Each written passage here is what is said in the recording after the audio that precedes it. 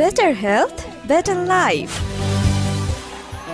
My friend came to me, sadness in his eye, told me that he wanted help for his country dies. Oh, I couldn't feel the pain, I knew I had to try. Now I'm asking all of you to help us save some lives.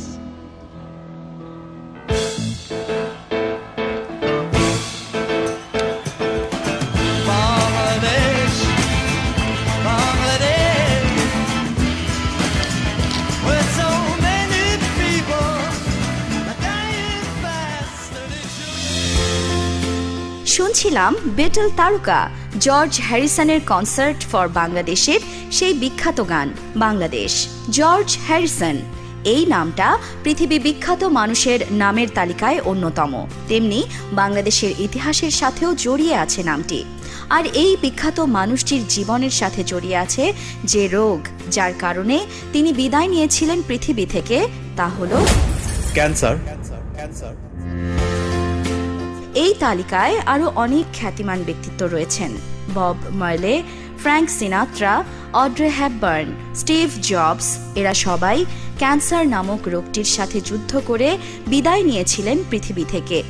এক্ষেত্রে আরও উল্লেখ করতে হয় বাংলাদেশের বিখ্যাত কথা সাহিত্যিক হুমায়ুন আহমেদের কথা। বেটার হেলথ, বেটার লাইফ, সহযোগিতায় USAID ও ভয়েস অব আমেরিকা। সুপ্রিয় শ্রোতা, 89.6 FM টিউন করে আছেন। শুরু হয়ে গেল বেটার হেলথ, বেটার লাইফ। আজকের পর্বে আমরা কথা বলবো অসংক্রামক ব্যাধি ক্যান্সার নিয়ে। বাংলাদেশের 16 কোটি জনসংখ্যার মধ্যে অসংক্রামক ব্যাধিতে আক্রান্ত হয়ে প্রতি বছর বিপুল সংখ্যক রোগী মারা যায়, যার সিংহভাগ ক্যান্সারজনিত রোগে। জাতীয় ক্যান্সার গবেষণা ইনস্টিটিউটের তথ্য অনুযায়ী বাংলাদেশে 12 থেকে 14 লক্ষ মানুষ ক্যান্সারে আক্রান্ত। ক্যান্সার সম্পর্কে সচেতনতা সৃষ্টি, ক্যান্সার প্রতিরোধ ও প্রতিকারে সরকারের পাশাপাশি প্রত্যেককে এগিয়ে আসার আহ্বান জানিয়ে বিশ্বের অন্যান্য দেশের মতো বাংলাদেশেও গত 4 ফেব্রুয়ারি পালন করা হয় বিশ্ব ক্যান্সার দিবস। ক্যান্সার দিবসের এবারের প্রতিপাদ্য ছিল আমরা পারি, আমি পারি। এ বছরের প্রচারণায়ও সুস্থ জীবনযাপন, প্রাথমিক অবস্থায় রোগ নির্ণয়, সবার জন্য চিকিৎসা ও জীবনযাত্রার মানোন্নয়নের ওপর গুরুত্ব দেওয়া হয়েছে।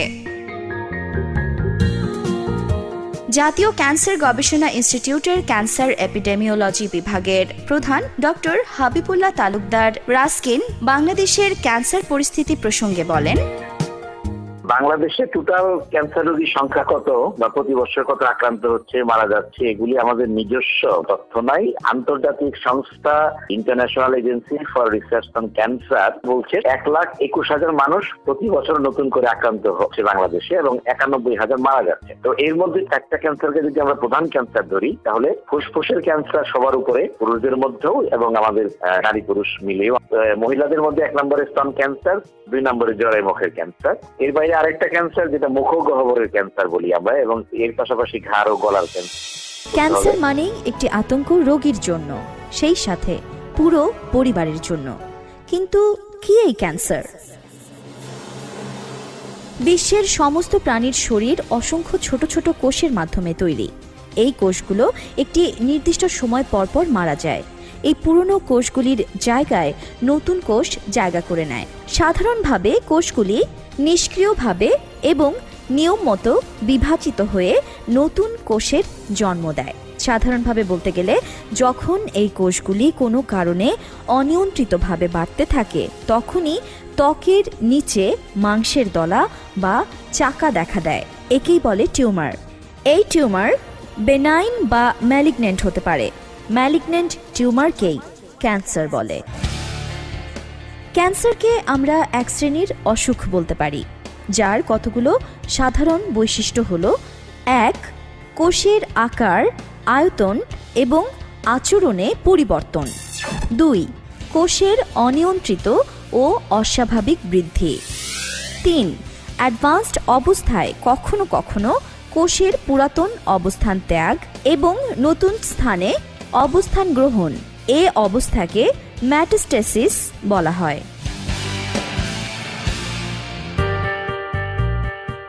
ক্যান্সারের ঝুঁকি প্রসঙ্গে জাতীয় ক্যান্সার গবেষণা ইনস্টিটিউটের ক্যান্সার এপিডেমিওলজি বিভাগের প্রধান ডক্টর হাবিবুল্লাহ রাস্কিন আরও বলেন, কিছু যেমন আছে বংশগত, পূর্বপুরুষের থাকতে পারে, জেনারেশনের মধ্যে হতে পারে। তার মধ্যে স্তন ক্যান্সারও শতকরা 90% জন্য দায়ী হলো আমাদের চারপাশের পরিবেশ।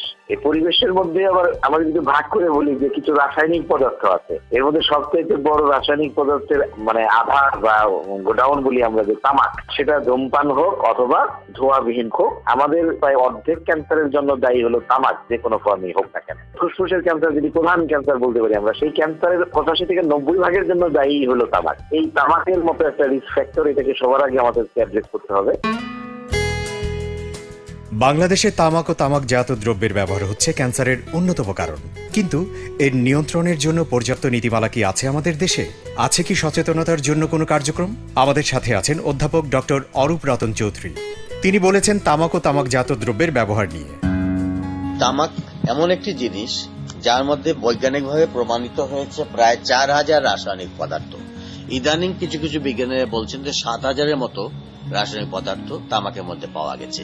তার মধ্যে প্রায় 100টির মতো হচ্ছে ক্যান্সার উৎপাদনকারী।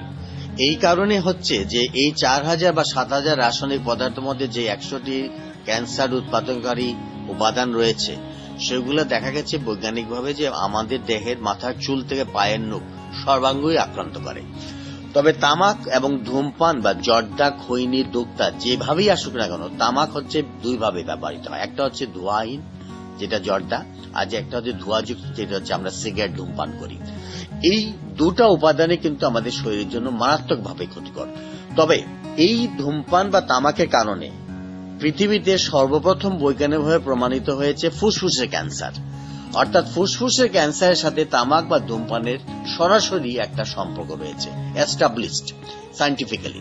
সুতরাং এটা সহজভাবে বলা যায় যে তামাক বা ধূমপানের কারণে আমাদের ফুসফুসে ক্যান্সার হয়, এবং ধূমপায়ীদের মধ্যে যারা ফুসফুসে ক্যান্সার হয় তাদের মধ্যে দেখা যাচ্ছে 90% তারা ধূমপায়ী থাকে। আরেকটা হতে পারে যে পরোক্ষ ধূমপানের কারণে, এটাও কিন্তু তারা ক্যান্সারে আক্রান্ত হয় যারা ধূমপান করেন না অথচ ধূমপায়ীর পাশে থাকেন।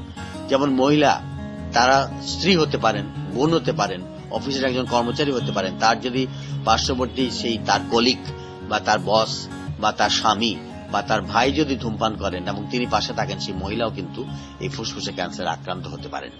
আমি একজন ডেন্টিস্ট হিসেবে বলতে পারি যে মুখের যত ধরনের ক্যান্সার হয় তার মধ্যে 30% দেখা গেছে তামাকের সঙ্গে জড়িত। অর্থাৎ আমাদের মুখে গহ্বরের যে ক্যান্সার হয়, আমাদের জিহ্বাতে যে ক্যান্সার হয়, আমাদের গালে যে ক্যান্সার হয়, আমাদের তালুতে যে ক্যান্সার হয়, এগুলো সবকিছু ক্যান্সার কিন্তু দেখা গেছে যারা তামাক পাতা, দোক্তা, খৈনি বা ধূমপান করেন তাদের মধ্যে বেশি হয়। সুতরাং মুখের ক্যান্সার, ফুসফুসে ক্যান্সার এবং আরেকটি ক্যান্সার, সেটা হচ্ছে আমাদের পাকস্থলী ক্যান্সার, সেটাও কিন্তু দেখা গেছে যে এই ধূমপানের কারণেই হয়। সুতরাং ক্যান্সার যতগুলো জায়গায় বেশিরভাগ ক্ষেত্রে দেখা যায় পৃথিবীর সব উন্নত এবং উন্নয়নশীল দেশে, তার প্রধান কারণই হচ্ছে এই তামাক বা ধূমপান। ক্যান্সারের কারণ। ঠিক কী কারণে ক্যান্সার হয় সেটা এখনও নিশ্চিত নয়, তবে সাধারণ কিছু কারণ খুঁজে পাওয়া যায়। বয়স। সাধারণত বয়স যত বাড়তে থাকে ক্যান্সারের আক্রান্ত হওয়ার ঝুঁকিও তত বাড়তে থাকে, কারণ এই সময়ে শরীরের রোগ প্রতিরোধ ক্ষমতা ধীরে ধীরে কমতে থাকে। এক হিসেবে দেখা যায় যত মানুষ ক্যান্সারে আক্রান্ত হয় তাদের শতকরা 70%-ই বয়স 60 বছরের উপরে। খাবার এবং জীবনযাপনের ধারা। খাবার এবং জীবনযাপনের ধারার সাথে ক্যান্সারের গভীর সম্পর্ক খুঁজে পেয়েছেন গবেষকরা। যেমন ধূমপান এবং মদ্যপানের সাথে ফুসফুস, মুখ, কণ্ঠনালী এবং যকৃত বা লিভারের ক্যান্সারের যোগাযোগ রয়েছে। তেমনিভাবে পান সুপারি, জর্দা, মাংস, অতিরিক্ত লবণ, চিনি ইত্যাদি খাবারের সাথেও ক্যান্সারের যোগসূত্র রয়েছে। যারা সাধারণত শারীরিক পরিশ্রম কম করেন তাদের মধ্যেও ক্যান্সারের প্রবণতা বেশি। ক্যান্সারের সাথে জিনগত সম্পর্ক রয়েছে বলেও প্রমাণ পাওয়া গেছে। এই কারণে পরিবারের কারো যদি ক্যান্সারে আক্রান্ত হওয়ার ঘটনা থাকে তাহলে অন্যদেরও ক্যান্সারে আক্রান্ত হওয়ার ঝুঁকি অনেকখানি বেড়ে যায়। রাসায়নিক পদার্থের সাথে ক্যান্সারের অনেক বড় একটা সম্পর্ক রয়েছে। যেমন মেসোথ্যালমিয়া এক ধরনের দুর্লভ ক্যান্সার। সাধারণত জাহাজ তৈরি শিল্পের সাথে যারা জড়িত তাদের এই ক্যান্সার হওয়ার ঝুঁকি বেশি থাকে। Better health, better life. Better health better life চলছে। আমরা কথা বলছি ক্যান্সার নিয়ে। কথা হচ্ছে ক্যান্সারের নানা দিক নিয়ে। বাংলাদেশে ক্যান্সারের চিকিৎসা সুবিধা সম্পর্কে আমাদের বলেছেন অধ্যাপক শেখ গোলাম মোস্তফা, মহাসচিব বাংলাদেশ ক্যান্সার সোসাইটি। ক্যান্সারের যে প্রবণতা এটা সারা পৃথিবীতেই বাড়ছে, সেই সাথে বাংলাদেশেও বাড়ছে। বিশেষ করে অনুন্নত দেশে এবং উন্নয়নশীল দেশে ক্যান্সারের প্রকোপ দ্রুতই বাড়ছে। এর কারণ হলো ইনফেকশন এবং আনহাইজেনিক কন্ডিশনে বসবাস করা এবং কার্সিনোজেনিক খাদ্য গ্রহণ করা, যেগুলা খাদ্যের মধ্যে আমাদের দেশে বিশেষ করে দূষিত হচ্ছে বা বিষ মিশানো হচ্ছে অথবা অ্যাডাল্টারেশন হচ্ছে। এসব কারণে সারা বিশ্বেই ক্যান্সারের প্রবণতা বেড়ে যাচ্ছে। তবে এর সাথে আরেকটা কারণ আছে যে আমাদের দেশে এবং সারা পৃথিবীতেই ক্যান্সার যে নির্ণয় যে পদ্ধতি, এই পদ্ধতি উন্নত হয়েছে আগের চেয়ে। তার কারণ হচ্ছে একটা নিডল দিয়ে, সামান্য একটা সুচ দিয়ে শরীরের ব্রেন ছাড়া যে কোনো জায়গা থেকে ক্যান্সার কি না এই জিনিসটা নির্ণয় করা সম্ভব হচ্ছে বর্তমানে, যেটা আগে এটা ছিল না। আগে সম্পূর্ণ অপারেশন করে পেট কেটে পেটের মধ্যে থাকলে তখন টিউমার বের করে পরীক্ষা করতে হতো, বায়োপসি করে করতে হতো। কিন্তু এখন সেটা ফাইন নিডল অ্যাসপিরেশন সাইটোলজি বা এফএনএসির মাধ্যমে সেটা করা সম্ভব হচ্ছে। আর একটা হচ্ছে যে মানুষের সচেতনতাও কিছু বেড়েছে। মানুষ আগের চেয়ে অনেক সচেতন হয়েছে, স্বাস্থ্য সচেতন হয়েছে। এর পেছনে আপনাদের যেমন মিডিয়ারও ভূমিকা আছে, মানুষের শিক্ষিতের হার বেড়েছে সেটা একটা আছে। আর একটা হচ্ছে অ্যাজ এ হোল বাংলাদেশ স্বাস্থ্য সেবার মানও উন্নত হয়েছে। এখন যে আমাদের কমিউনিটি হেলথ সেন্টারগুলা, সেখানেও একেবারে গ্রাম পর্যায়ে চিকিৎসক আছেন। সেখান থেকে ক্যান্সার সন্দেহ হলে আমাদের কাছে রেফার করছেন, বিশেষ করে ঢাকা বা বড় বড় শহরে রেফার করছেন। বড় বড় শহরে এই যে রোগ নির্ণয়ের যে সুযোগ সুবিধা, এগুলা পর্যাপ্ত পরিমাণ এখন আছে আমাদের দেশে। সেই কারণে ক্যান্সারের ডায়াগনোসিস অনেক বেশি হচ্ছে। সেই কারণে মনে হচ্ছে আমাদের কাছে যে ক্যান্সারের প্রকোপ অনেক বেড়ে গেছে। এছাড়া যুক্তিসঙ্গত একটা কারণ আছে, সেটা হচ্ছে যে আমাদের খাদ্যে অনেক ভেজাল মিশে যাচ্ছে। আমরা ভেজাল খাদ্য গ্রহণ করছি এবং আমাদের জীবনযাত্রায় কতগুলো প্রণালী যেগুলা দৈনন্দিন জীবনে আমরা ব্যবহার করছি, যেমন ধূমপানের প্রবণতা বেড়ে যাচ্ছে, তামাক সেবনের প্রবণতা বেড়ে যাচ্ছে এবং মানুষের এই যে ফিনিশড ফুড খাওয়ার প্রবণতা বেড়ে যাচ্ছে। বিশেষ করে এখন বাসায় রান্না খুব কম মানুষেরই হচ্ছে, সবাই হোটেল রেস্টুরেন্টে খাওয়া অভ্যস্ত হয়ে যাচ্ছেন, যে কারণে বেশি করে ফ্যাটি ফুড এবং অস্বাস্থ্যকর খাদ্য যেগুলো কার্বোহাইড্রেট বা টেট্রাকার্বন বেশি মিশ্রিত অবস্থায়, যেমন মাংস, পোড়ানো মাংস অথবা ভাজা মাংস, এগুলা খেলে যেমন টেট্রাক্লোরাইড কার্সিনোজেন তৈরি হচ্ছে এবং বেশি বেশি ফ্যাটি ফুড খাচ্ছে, যেগুলো ফাস্ট ফুড বিশেষ করে, যার মধ্যে বেশি চর্বি জাতীয় জিনিস খাওয়া হচ্ছে, যার কারণে অন্ত্রের ক্যান্সার, পাকস্থলীর ক্যান্সার, লিভার ক্যান্সার, এইসব ক্যান্সারগুলা প্রবণতা বেড়ে যাচ্ছে। আমাদের আগে যেমন গ্রাম অঞ্চলে মানুষে বা এখনো অনেকে শাক সবজি এবং তরি তরকারি বেশি খেয়ে থাকেন, তাদের বাউলটা ক্লিয়ার থাকে, তাদের পায়খানা রেগুলার হয়। কিন্তু যারা বেশি ফাস্ট ফুড খান এবং যারা ফ্যাটি ফুড খান, যারা অ্যাডাল্টারের খাদ্য, বিশেষ করে আমাদের দেশে এখন কিছু ফুড সংরক্ষণের জন্য, খাদ্য সংরক্ষণের জন্য ফর্মালডিহাইড অথবা ডিডিটি পাউডার এই ধরনের বিষাক্ত জিনিস ব্যবহার হচ্ছে, অথবা কার্বন সায়ানাইড দিয়ে কোনো ফল পাকানো হচ্ছে। এইসব কারণেও কিন্তু আমাদের খাদ্যের মধ্যে যে বিষক্রিয়া চলে যাচ্ছে, আমাদের যে কার্সিনোজেন, যেটা ক্যান্সার সৃষ্টি করে বা করতে চায়, সেই ধরনের উপাদান আমাদের শরীরে চলে যাচ্ছে, যার কারণে আমার জীবদ্দশায় যদি নাও হয়, তাহলে এই বিষক্রিয়া আমার কোষের মধ্যে গিয়ে আমার জেনেটিক চেঞ্জ করে দিচ্ছে।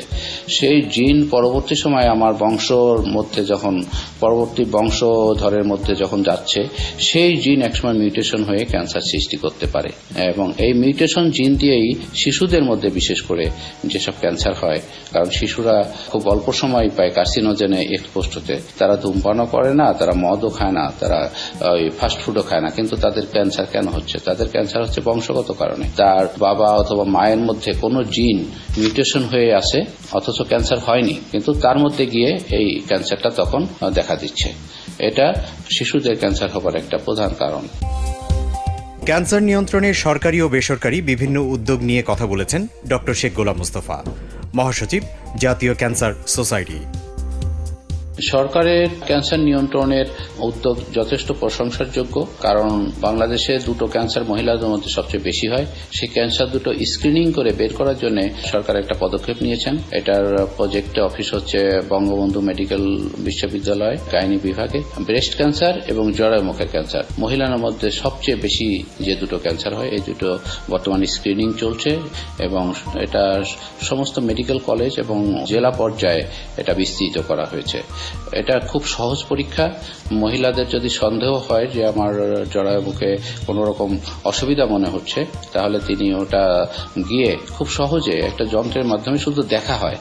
এটা কোনো ইনভেসিভ প্রসিজিওর না, এটা কোনো বেদনা পাওয়ার কোনো সম্ভাবনা নেই। এটা শুধু দেখে, ভায়া টেস্ট বলা হয় এটাকে।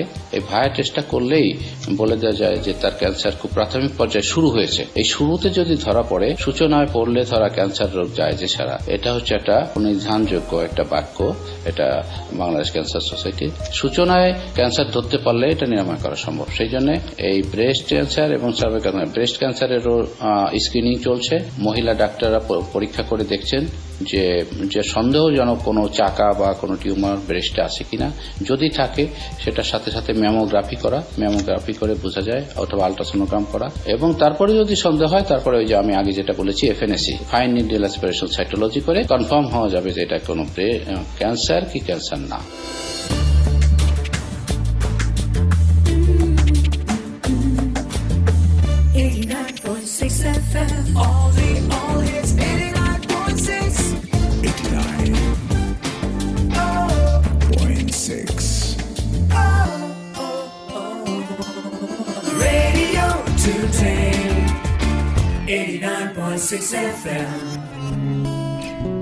Better health, better life.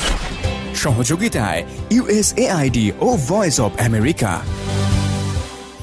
ওই জায়গায় তাল গাছ, ওই আমাদের গাঁও, ওইখানেতে বাস করে কানা বগিচাও।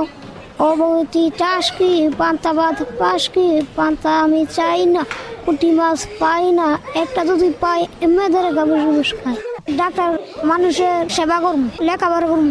মানুষের অসুখ হলে ডাক্তার কাছে আসে মানুষের সেবার জন্য, আর আমি সেবা করুন, ওষুধ লিখে দেবো, আর হারা ওষুধ নিয়ে মতন খাওয়াইব। শুরুতে মনে করেন যে ঠান্ডার থেকে ছোট্ট একটা টনসিল, সেই টনসিলের থেকে পরে মনে করেন এটা এতটুকু হইতে হইতে বড় হয়েছে। আপনি মনে করেন হোমিওপ্যাথি খাওয়াইছি 6-7 মাস, কিছু হয় নাই। পরে আবার এলোপ্যাথি খাওয়াইছি, কিছু হয় নাই। তারপরে টিবি সপ্তাহের পরীক্ষা দিলাম, কিছুই ধরা হলো না। আমার বোনে আবার হাসপাতাল নিয়ে ভর্তি করলো, ভর্তি করছে পরে জিগাইছে, পরে ডাক্তারাই কইছে মাংস কাটা পরীক্ষা দিতে হবে।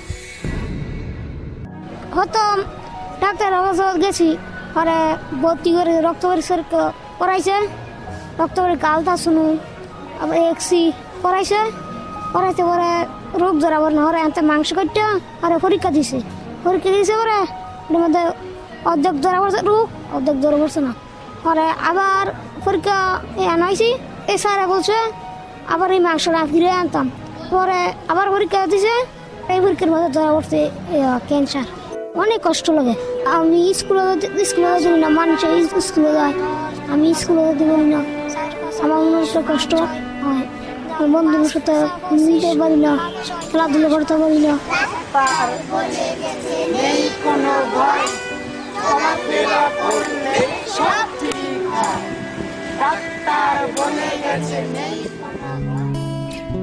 Better health, better life.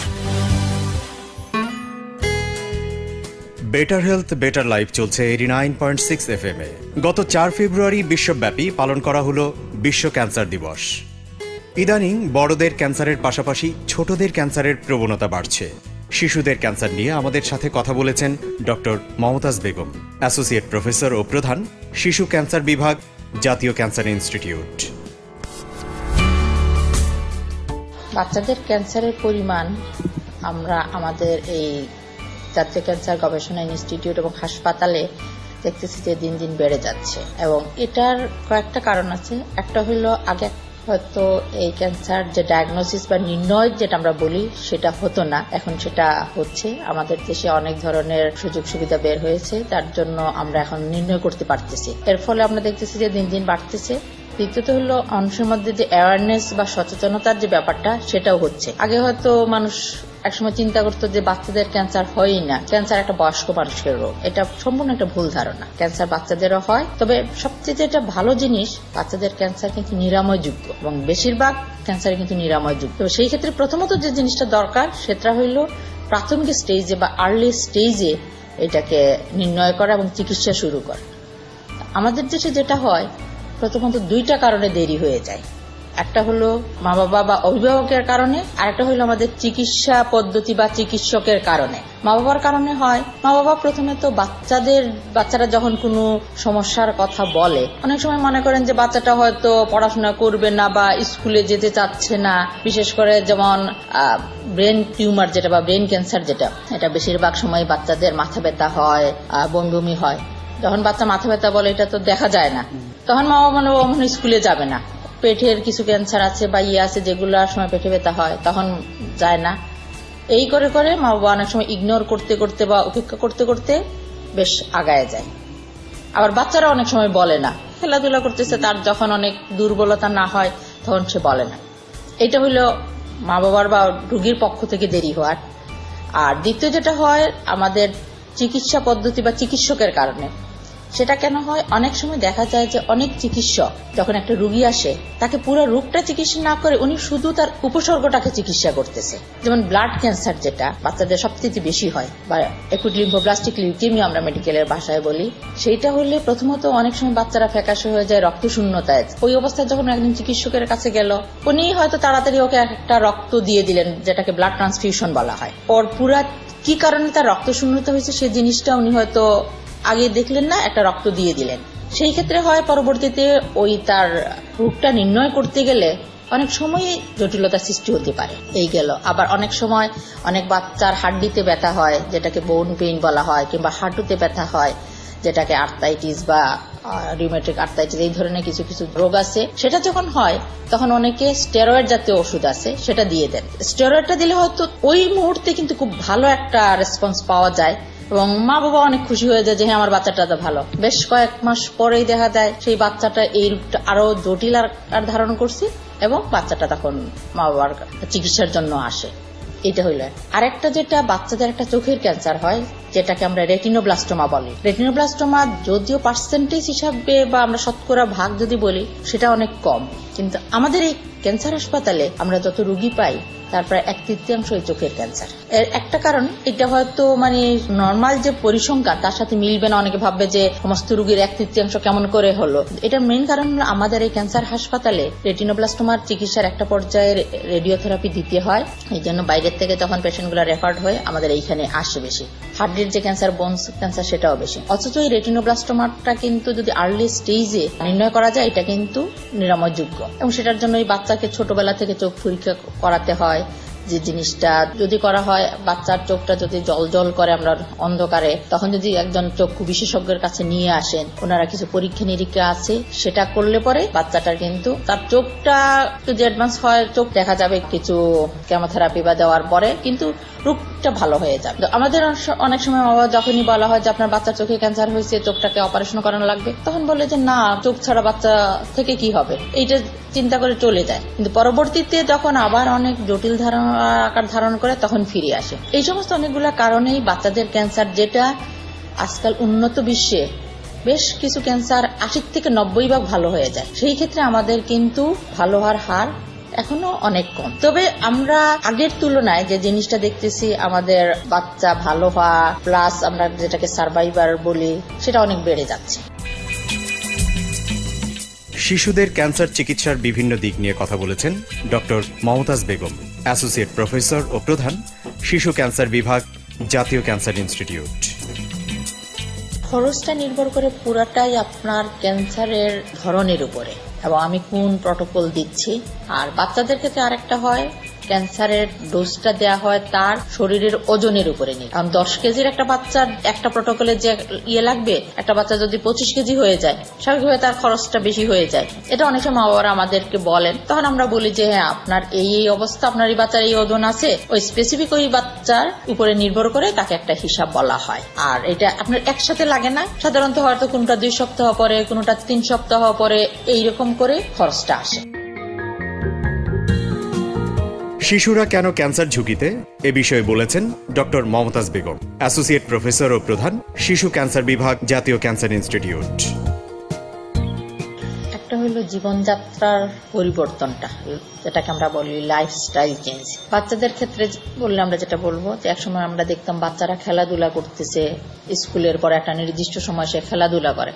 এখনকার বেশিরভাগ বাচ্চা সেটা করে না। আমরা জানি যে সব বাচ্চাই সেই সকালে উঠে তাকে স্কুলে দৌড়াদৌড়ি করতে হয়, তারপরে তার বিভিন্ন ধরনের, হয়তো কেউ গানের স্কুলে যাচ্ছে, কেউ নাচের স্কুলে, কেউ ড্রয়িং এর, মানে ওইখানে গিয়েও সে বসে বসে কাজটা করতেছে। মাঠে গিয়ে যে খেলার, তার শারীরিক যে অ্যাক্টিভিটিস, ওই জিনিসটা হয়। দ্বিতীয় হলো খাবার অভ্যাসটা। আমরা এক সময় দেখতাম যে বাচ্চারা গাছের থেকে পেড়ে একটা ফল খাচ্ছে, এখন তো সেটা না। সেই বাচ্চাটা যদি ফলও, আমরা জানি যে আমাদের দেশে অনেক ফলেই হয়তো ফরমালিন বা বিভিন্ন ধরনের যেটা হয়তো শরীরের জন্য ক্ষতিকর সেটা মিশানো হচ্ছে, সেই ফলটা বাজার থেকে এনে তাকে দিচ্ছি, সে খাচ্ছে, এটা তার জন্য ক্ষতিকর। আবার ফাস্ট ফুড, যেটা এখনকার বাচ্চারা সবাই জানে যে বাসায় সে ভাত খাবে না বা শাকসবজি রান্না করলে সে খাবে না, সে গিয়ে বাইরে একটা ফাস্ট ফুড খেয়ে নিবে। এই সমস্ত কারণগুলোর জন্যই কিন্তু মানে ক্যান্সারের ঝুঁকিটা বেড়ে যাচ্ছে। আমরা জানি যে একটা কসমেটিকের ভিতরে অনেক কিছু থাকে, এটার যদি কোয়ালিটি কন্ট্রোলটা না থাকে তাহলে তো সেটা অবশ্যই তাকে ইরিটেট করবে এবং সেটার থেকে তার ক্যান্সার হবে। আবার খাবার দাবারের জন্য যেমন ধূমপান, তারপর পান সুপারি, এই সমস্ত জিনিস, এগুলো ক্যান্সারের অন্যতম একটা কারণ। Better health, better life. Cancer শব্দটা শুনলে রোগী তো বটেই, পরিবার পরিজন সকলের মাথায় যেন আকাশ ভেঙে পড়ে। বাংলাদেশের মতো দরিদ্র রাষ্ট্রে অনেকেরই সর্বশান্ত হতে হয়, অনেকে পাড়ি জমান বিদেশে ভালো চিকিৎসা সেবার জন্য। এই ব্যয়বহুল চিকিৎসার কতটুকু নিশ্চিত করতে পারছি আমরা আমাদের দেশে? বেটার হেলথ বেটার লাইফ চলছে। আজ আমরা কথা বলছি ক্যান্সার নিয়ে। বাংলাদেশে ক্যান্সারের সামগ্রিক চিত্র নিয়ে কথা বলেছেন ডক্টর শেখ গোলাম মুস্তফা, মহাসচিব, জাতীয় ক্যান্সার সোসাইটি। ক্যান্সারের সেবার মান বা চিকিৎসা পদ্ধতি আমাদের দেশে অন্য দেশের তুলনায় নেহাতি খারাপ নয়। একেবারে সর্বোচ্চ যে চিকিৎসার যে যন্ত্রপাতি, এটা হয়তো আমাদের নাই, একেবারে লাস্ট মেশিনটা আমাদের নাই, মেশিনারি, কিন্তু গতানুগতিক যে যন্ত্রপাতি ছিল সেটার থেকে অনেক উন্নত হয়েছে গত কয়েক বছরে।